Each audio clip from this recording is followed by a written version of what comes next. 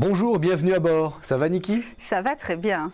Et vous, comment ça va chez vous? Est-ce que vous avez trouvé de bonnes lectures parmi la pléthore de livres qui sortent en cette rentrée littéraire? On a pas mal d'invités pour en parler dans cette émission, mais je voudrais quand même vous parler directement d'un livre que j'avais réservé pour plus tard, pour quand il aurait le prix Goncourt, parce que tout le monde le lui donnait. Eh bien, ça ne sera pas lui. David Foïnkinos, avec son nouveau roman Les Souvenirs, chez Gallimard. C'est un auteur qu'on aime beaucoup depuis maintenant une petite dizaine d'années, avec le potentiel érotique de ma femme et d'autres romans, dont La Délicatesse, qui va bientôt sortir au cinéma.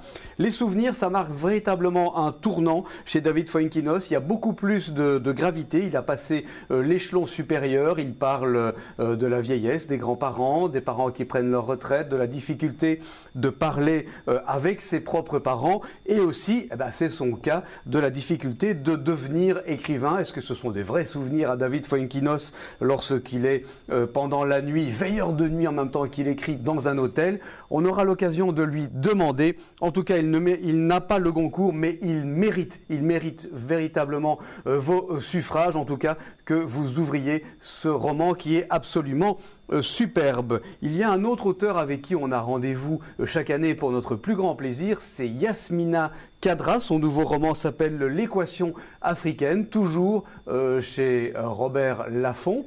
Niki est allé lui demander de quoi parlait cette équation africaine, car on sait que Yasmina Khadra est essentiellement intéressée par les questions du tiers-monde.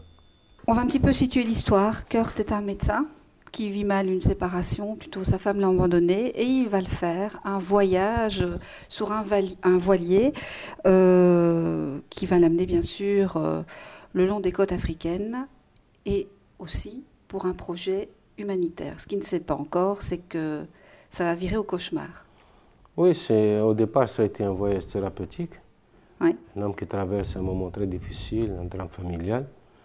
Et son ami qui est assez riche et qui a consacré une partie de sa fortune aux démunis, l'invite à le suivre aux îles Comores, où il compte équiper un hôpital destiné aux démunis. Et là, il traverse la Méditerranée, la mer Rouge, et puis dans le golfe d'Aden, ils sont attaqués par des Somaliens, par des pirates. Et le voyage bascule. Alors c'est un véritable cauchemar, justement, qu'il va vivre. Ce qu'il y a de... Tout d'abord, je voulais quand même vous demander pourquoi ce titre, L'équation africaine. Il y a trop d'inconnus, hein. Parce qu'on parle d'inconnus, justement. C'est quoi l'Afrique? Est-ce que c'est juste ces images désolantes, navrantes, affligeantes, consternantes, qui racontent un peu la misère d'une partie de la population africaine? Est-ce que c'est l'histoire des tyrannies, des guerres qui n'en finissent pas? Ou est-ce qu'il y a autre chose en Afrique? Moi, je trouve qu'il y a autre chose. C'est vrai qu'on est confronté à des choses abominables, dans le souci de nous cacher ce qu'il y a derrière. Moi, j'essaie justement de m'attarder sur cette chose abominable et d'aller vers ce qui est la quintessence même de l'Afrique. Et la quintessence de l'Afrique, c'est le peuple africain. Alors, je voulais aussi savoir qu'est-ce qui vous a conduit à faire ce livre, pourquoi l'Afrique tout d'abord, et écrire ce livre, quel a été le motif de ce récit? D'abord parce que je suis quelqu'un qui s'intéresse beaucoup à son époque. Je veux comprendre ce qui se passe autour de moi. J'essaie de sortir de ma bulle, de me soustraire à la camisole quotidienne. Et voilà, et ça m'a permis de voyager. Généralement, quand j'écris, c'est pour répondre à certaines interrogations qui m'empêchent de dormir. J'ai voulu comprendre les talibans, j'ai écrit les hirondelles de Kaboul. J'ai voulu comprendre la Palestine, j'ai écrit l'attentat. La guerre en Irak, j'ai écrit les sirènes de Bagdad. Et l'Afrique, moi je suis africain, donc c'était la moindre des choses que de m'attarder sur mon propre continent. Voilà, Yasmina Khadra, L'équation africaine, c'est chez Julliard, le groupe Robert Laffont, et c'est une fois de plus un roman passionnant d'un auteur épatant. Un autre auteur épatant, mais il va vous faire franchir l'Atlantique, c'est Richard Russo. On le connaît depuis une dizaine d'années puisqu'il a obtenu le prix Pulitzer pour Le déclin de l'Empire Whiting. C'est un auteur absolument fabuleux qui vous fait partager la vie de petites gens dans le fin fond des États-Unis, enfin les villes des États-Unis profondes. Son nouveau roman s'appelle Mohawk. Enfin, nouveau roman, c'est la réédition de son tout premier livre qu'il avait écrit il y a 25 ans, que son auteur Kay Voltaire publie maintenant. Vous allez découvrir un Richard Russo un peu différent, car il y a dans ce roman-ci énormément d'humour. Laurence Tardieu, c'est un auteur avec qui on a pris aussi rendez-vous chaque année, peut-être vous aussi. Vous aimez son écriture délicate, qui parle beaucoup de rapports mère-fille. Celui-ci est encore plus centré. Il se nomme La confusion des peines et comme Niki est partout, elle est allée lui demander de nous en parler. C'est-à-dire, c'est surtout les relations ont toujours été empreintes de beaucoup de, de beaucoup de difficultés à exprimer, à mettre des mots et sur l'amour, sur le bonheur, même avant tout ça, avant ce séisme de l'année 2000, et après ce séisme sur le chagrin, sur la douleur. Est-ce que c'est difficile de se souvenir? Non. Mais en revanche, on sait, quand on essaye de se souvenir, qu'on oublie forcément beaucoup de choses, qu'on écrit aussi avec ses trous noirs, ses défaillances, ses fantasmes aussi. Hein. On se pose toujours, et c'est pour ça que ce livre n'est pas un récit, mais je parle bien de roman autobiographique. Oui. C'est-à-dire, je ne prétends pas, dans ce livre, reconstituer la vérité, parce que je crois que de toute façon, il n'y a jamais de vérité. Non. Mais c'est mon regard, et tel que je le dis d'ailleurs à la fin du livre, c'est la façon. J'essaye de faire entendre ma voix, celle qui, la mienne, telle que ces événements, tel que ce réel-là s'est imprimé en moi il y a 10 ans, et voilà, de reconstituer quelque chose à travers ce désordre qui s'est produit il y a 10 ans. Et comment justement avez-vous apprivoisé ce désordre ? Je crois que je ne l'ai pas du tout apprivoisé jusqu'à l'écriture de ce livre, et c'est pour ça que ça a été tellement nécessaire. Oui. J'en parle dans le livre, c'est pourquoi le silence fait perdre la raison, parce que à mesure que l'on tait les choses, qu'on les cache, qu'on les enfouit, eh bien, on ne sait plus finalement ce qu'a été le réel. On ne sait plus ce qu'ont été ces choses. Et ces choses deviennent de plus en plus envahissantes. Elles nous débordent, elles nous travaillent de l'intérieur, elles nous font du mal, et elles nous rendent fous. Voilà. Et donc, moi, j'avais le sentiment qu'il fallait écrire ce livre, parce qu'il fallait que je puisse remettre de l'ordre dans tout ça et comprendre ce qui s'était passé et comprendre pourquoi ce père dont j'avais eu si longtemps une image tellement haute, tellement d'un homme parfait, d'un homme à qui tout réussissait, brillant, aimé, respecté dans tous les domaines de sa vie, comment cette même personne avait pu être reconnu coupable de corruption. Voilà, La confusion des peines de Laurence Tardieu, c'est publié chez Stock. Rapport enfants-parents, littérature pour enfants, il n'y a qu'un pas et nous connaissons la grande spécialiste. Alors, tout d'abord, le livre qu'il faut absolument se procurer, c'est Les Nouveaux Dinosaures chez Sarbacane. Vous vous souvenez, c'était déjà lui qui avait fait Prout de Mammouth à l'époque. Avec un graphisme très particulier. Et ici aussi, le graphisme est assez particulier. Alors, il y a tous les dinosaures qui sont bien sûr revisités à sa manière. Il y a le Vécérator, donc ça c'est un WC. Il y a bien sûr le Tontonosaure. Il y a le Banquetosaure, c'est fabuleux. Vous allez beaucoup rire, vos enfants surtout vont beaucoup rire. L'appeltosaure, alors c'est bien sûr l'appel pour les travaux. C'est pas l'appel de la forêt. Hein, c'est pas l'appel de la forêt, non, pas du tout. Et moi, ce qui m'a fait beaucoup rire, c'est le Putosaure. Donc c'est bien ça. Le Pouratops. Le Pouratops, ah oui. Voilà, oui, j'invente. Mais enfin, c'est un cousin assez proche du Putosaure. Voilà. Mais vous pouvez inventer aussi, c'est fait pour ça. Et pourquoi pas s'amuser avec vos enfants, avec ce nouveau livre de chez Sarbacane. Moi, j'ai vraiment adoré, c'est mon petit coup de cœur. Alors, nous sommes toujours dans Les Sorcières, même si nous sommes en novembre. Bah oui. Voilà, et là, c'est un pop-up avec, bien sûr, Patou, Lameltou qui va aller chez une sorcière bricoleuse. Et vous allez voir, c'est très gai. Vos enfants vont adorer ce petit monde en pop-up. Alors il doit y avoir pas mal de livres sur les sorcières, évidemment. Oui, voilà, Mélusine qui revient avec ses sortilèges dans la collection 1000 bulles à l'école des loisirs. Donc ça, c'est la BD traditionnelle, hein, comme vos enfants aiment en général. Donc notre petite Mélusine avec ses sortilèges. La nuit, ça c'est un claque-book de chez quoi, ça? Alors qu'est-ce que c'est un claque-book? Eh bien c'est un livre qui s'ouvre comme ceci en accordéon. Et pour le lire, il faut le claquer. Donc, on fait comme ça.